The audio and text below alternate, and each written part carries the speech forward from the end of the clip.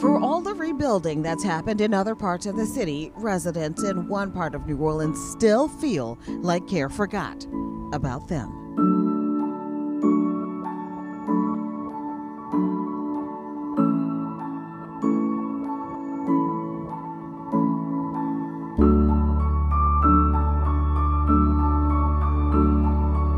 One abandoned eyesore is emblematic of all that hasn't happened in New Orleans East in the years since Hurricane Katrina. No plans on the horizon for redevelopment. I can tell you that the people of New Orleans East, really the people of New Orleans, are ready for something to happen with this site. It has been a roller coaster of emotion trying to get developers to invest in the old Six Flags site. No amusement for residents that this theme park has sat shuttered for more than a decade. That's a prime place for outlet mall, for attractions, for hotels, for restaurants. We have 3 strong developers that has proposed plans to revitalize the former Six Flags as a water park, theme park, dining, shopping, music, amphitheater, hotel. We're reaching an end. If we don't do something within the next 2 years, my engineers tell me that we're going to reach a point of no return. Right now, it's still salvageable. It's not our priority. We need so many more things than a Six Flags. I think the majority of the people that have come to me talking about it is concerned about it just being a blighted property. The blighted property is not a welcome neighbor for this otherwise vibrant community. Residents in New Orleans East are clear. They want to see progress now. No more dollar stores or liquor outlets. They want more diverse retail, more businesses, more amenities, and more attention to their quality of life. Six Flags is something that I think can be developed and would be a positive factor for the residents of New Orleans East. But there are so many more things we need right now.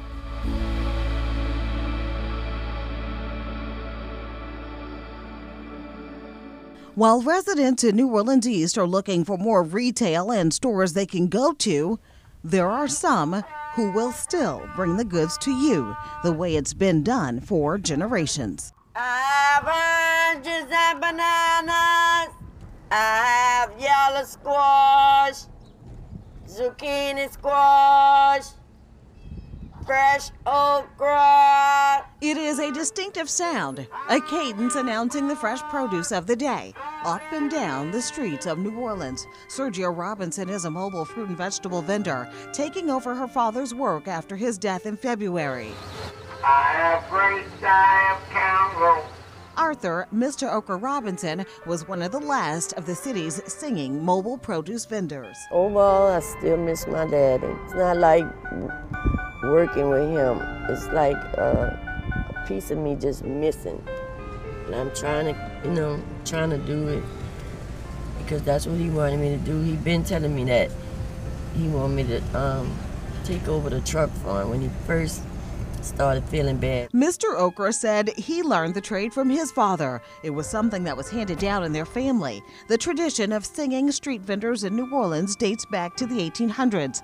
Enslaved Africans who were given Sundays off often sold the produce they had grown, peddling their wares in the street with a distinctive call to differentiate themselves from the others. Now, there is no competition. Sergio says her family will preserve this tradition and keep the business going. I think it'll be my grandsons, my 2 oldest grandsons. This was the food truck before food trucks ever became popular. It is old school customer service, even in this high-tech era. All right. That's right. He's going to the dentist. All right. All right, baby. It feels good to do it because I know all the customers. And I have a relationship with all the customers. While Miss Okra works to keep her family tradition alive, over in Treme, work is near complete to give these historic buildings new life.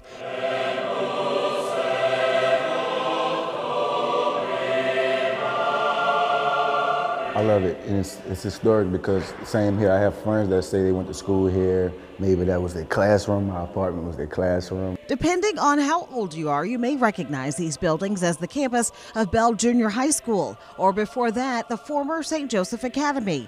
The buildings sit on the corner of North Galvez and Ursuline, but this project is the very intersection of preservation and progress. So if we could combine housing for artists and culture bearers to preserve that tradition while preserving both the building and the tradition of Bell, we were pleased to do it. After Hurricane Katrina, this architectural masterpiece received minimal attention for more than a decade. Fast forward to now, a $34 million restoration is complete, a painstaking process to preserve as much of the original architecture as possible, all while creating nearly 80 affordable housing units for artists in the city. The idea was making sure that folks who were in this community could return and continue to be thriving members. The stained glass has been carefully restored. Natural light radiates through the space. More than a century of history, the French Gothic Revival buildings replastered, polished, and updated for modern use. WDSU's Tricentennial Celebration, Making 300, Progress and Preservation, is sponsored by the Historic New Orleans Collection, preserving the history and culture of Louisiana for over 50 years. And Xavier University of Louisiana, helping students leave ready since 1925.